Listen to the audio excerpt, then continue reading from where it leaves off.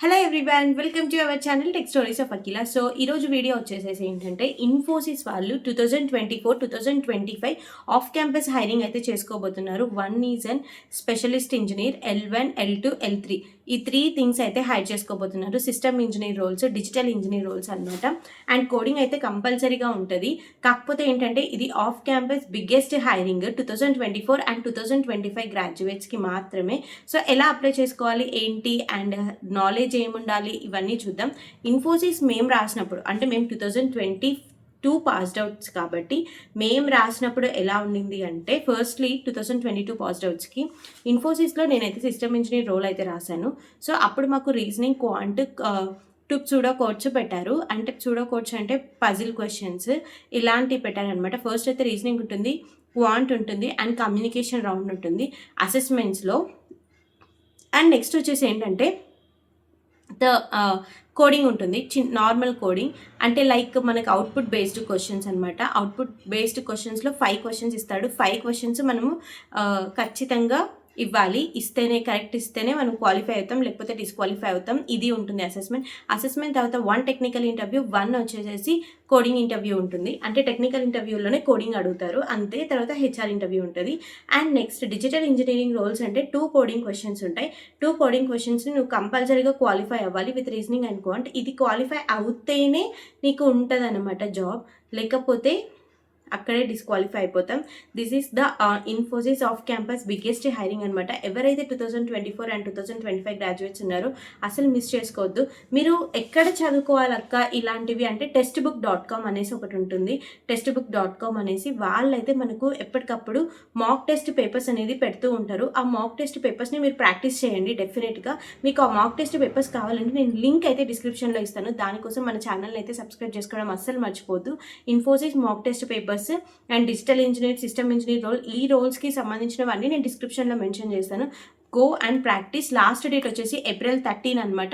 April 13 తర్వాత మనకి exam అయితే స్టార్ట్ అవుతుంది. డెఫినెట్గా మిస్ చేయొద్దు. మేబీ హైబ్రిడ్ ఉండొచ్చు. So let's start the video to how to apply. Okay, first అయితే నేనైతే ఇన్ఫోసిస్ టేక్ సర్వే అనేసి ఒక లింక్ అయితే తీసుకున్నాను. మన పర్సనల్ డీటెయిల్స్ ఏమేమి కావాలో చూద్దాం.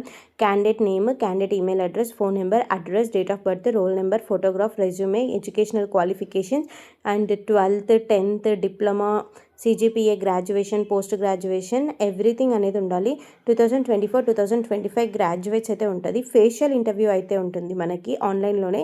సో ఇందులో వచ్చేసేసి ఏంటంటే ఫేస్ డిస్క్రిప్షన్, ఎంబీడింగ్, AI/ML మీద కూడా ఉంటుంది. అండ్ పర్పస్ ఆఫ్ ప్రాసెసింగ్ అంటే your personal data will be used, data recipients, data transfer ఇదంతా ఓకే. మనకి ఇక్కడ ఐ అగ్రీ అని కొట్టేసేసి యాక్సెప్ట్ మీద కొట్టేస్తే మనకి email and name, full name, last name అనేది వస్తుంది. ఓటీపీ సెండ్ చేసుకోండి. నాదైతే ఇవ్వట్లేదు ఎందుకంటే నాకు ఆల్రెడీ రిజిస్ట్రేషన్లో ఉంది. నేను ఇప్పుడు ఇస్తే మాత్రం నాది మొత్తం మళ్ళీ చేంజ్ అయిపోతుంది. నేను ఎప్పుడైనా ఇన్ఫోసిస్కి అప్లై చేసుకోవాలనుకున్నప్పుడు నాకు ఛాన్స్ ఉండదు. సో మీరు ఎవరైనా అప్లై చేసుకోవాలనుకుంటే త్వరగా అప్లై చేసుకోండి. April 13 is the last date. So Infosys test papers కోసం నేను సెర్చ్ చేశాను. సో ఇన్ఫోసిస్ ప్రీవియస్ పేపర్స్ అని ఉంది కదా, ఇక్కడ విత్ సొల్యూషన్స్ అనేసి 2026 గ్రాడ్యుయేట్స్ వాళ్ళ కోసం రౌండ్ 1, రౌండ్ 2, రౌండ్ 3 అన్నీ ఉన్నాయి. ఇక్కడ reasoning ability and technical ability, verbal, pseudo code,